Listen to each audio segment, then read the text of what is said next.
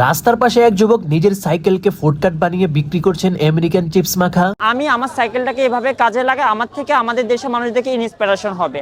উন্নত বিশ্বে হচ্ছে ওদের সাইকেল স্কুটি, ওরা এর থেকে কোটি টাকার গাড়িতেও কিন্তু বিজনেস করছে, রাস্তার পাশে দাঁড়াচ্ছে আবার চলে যাচ্ছে। ওদের এই স্পেসটা গভর্নমেন্ট করে দিয়েছে।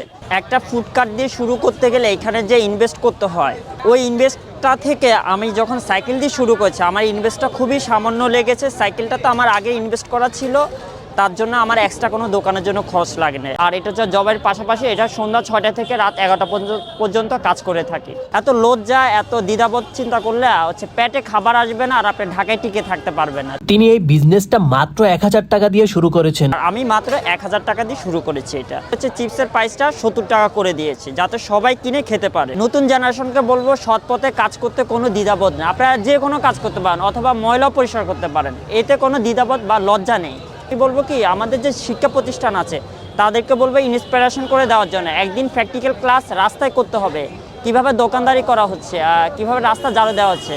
এই বাস্তবতা ক্লাসগুলো যদি হয় তাহলে অবশ্যই যুব সমাজ চেঞ্জ হয়ে যাবে, আর না হলে এছাড়া চেঞ্জ হওয়া সম্ভব নয় বাংলাদেশে। তো আমি নিয়েছি মাত্র 70 টাকার চিপস মাখা, আর আপনি এখানে চাইলে কাস্টমাইজ করে যে কোনো চিপস দিয়ে বানাতে পারবেন। চিপসের মধ্যে মূলত অ্যাড করা হয় পেঁয়াজ, চিকেন, টমেটো, ছোলা। তো এখন ট্রাই করে দেখা যাক এটা টেস্ট কেমন।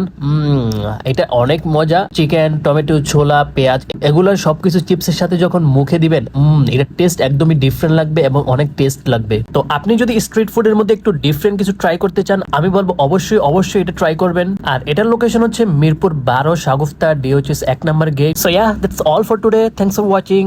Tata. Take care. Allah Hafiz.